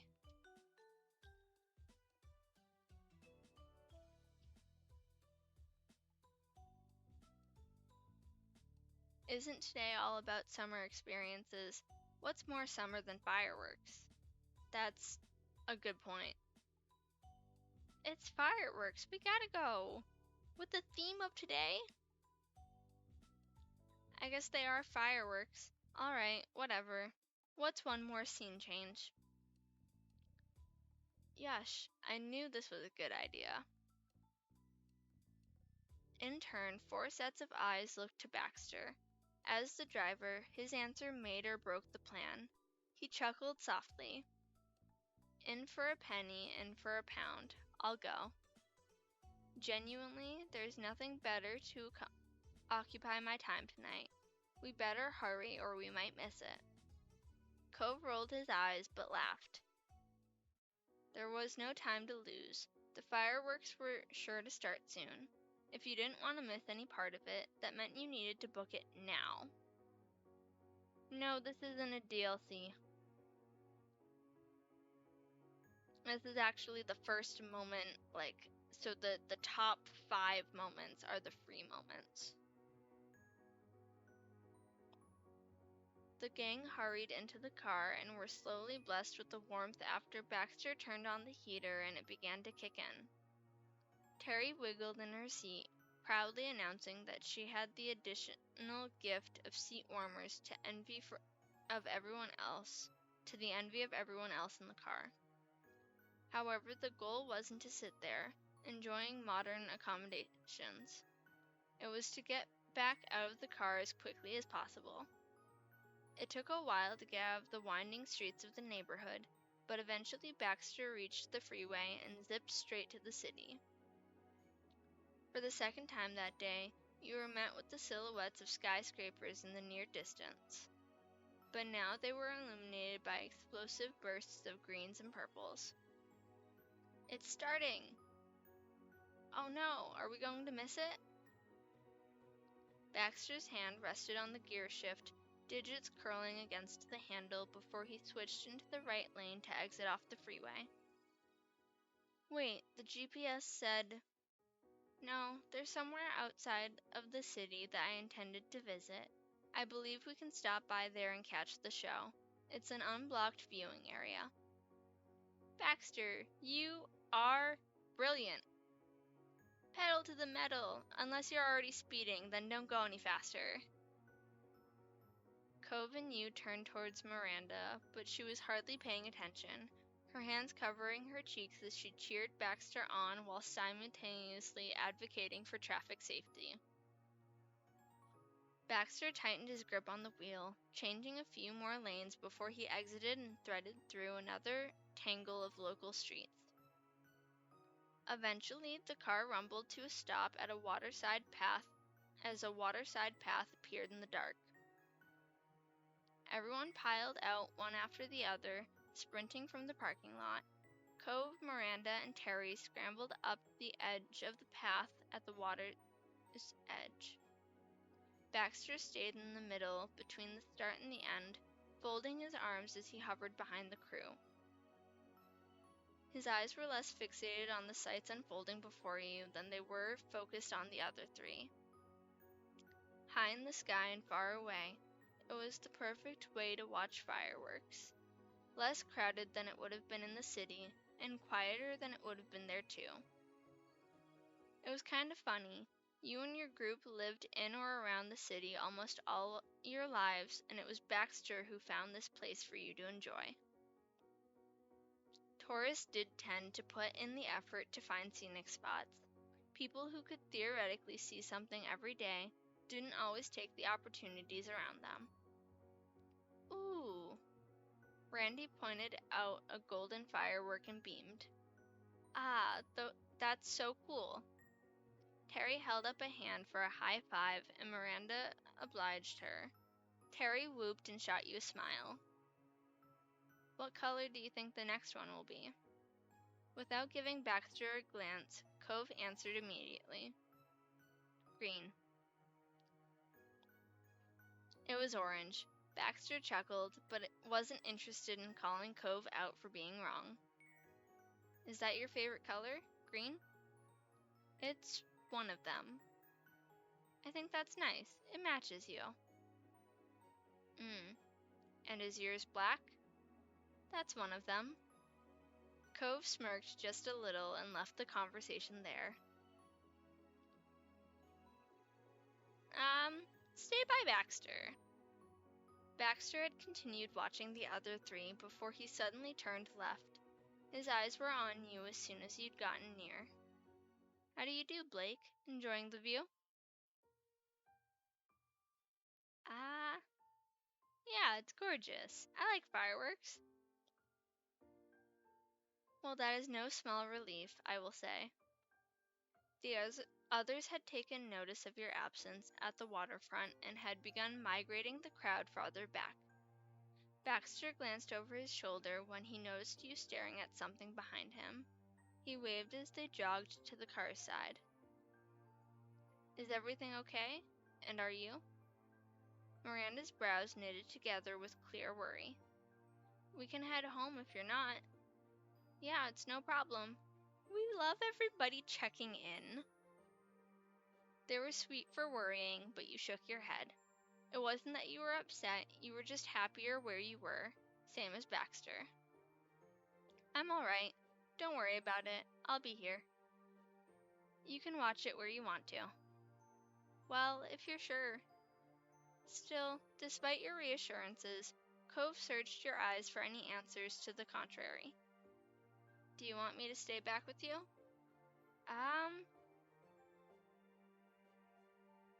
It's fine. You should go with Terry and Miranda.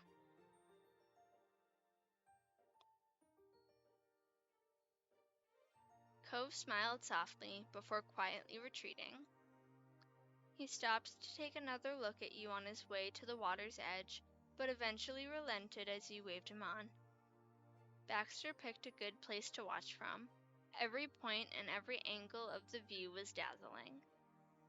The fireworks sprayed colors across the sky, and, For a moment, you were holding your breath before whatever came next. No words could adequately describe that anticipation. Try it as Terry might, you could still hear her cheer at every new spectacle.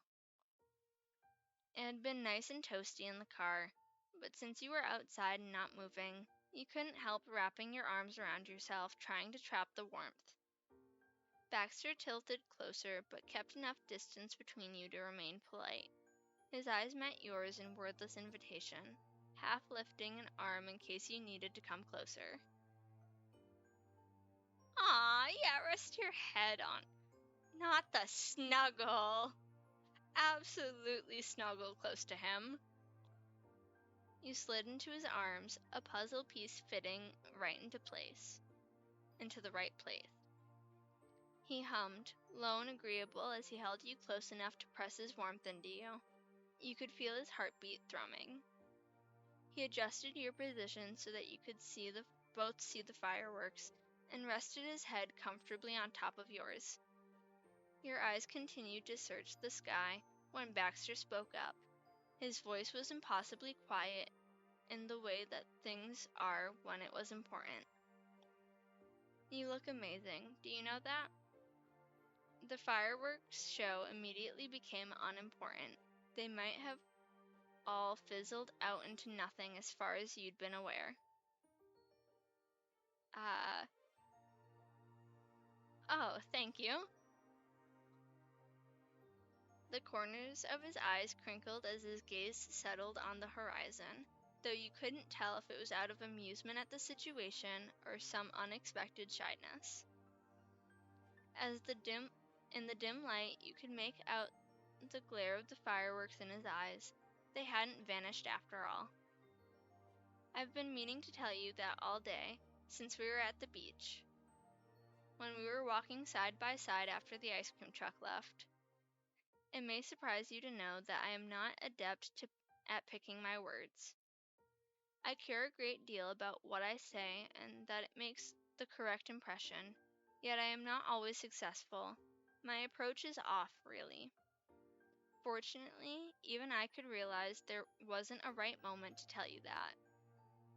Then we got here, and I thought this was what feels right. I hope I am not wrong after all, but even if I am, the words are true all the same. So, you look amazing. And even after all that, I fear amazing does not adequately express what I think. How regrettable. Stop, he's so cute. Come even closer. He said nothing else as he welcomed the embrace. When you listened for his heartbeat, you heard the thrum of a hummingbird's wings. One explosion of color followed another, and the exuberance of your friends couldn't be measured. You'd seen fireworks before. They weren't anything new, but all those times you'd attended events before, it wasn't anything close to this. You'd nearly missed it, and it wasn't even a show, really, for you to see. That's what made it special. The effort it took for you to get there, the place you were watching from, and the people you were watching with.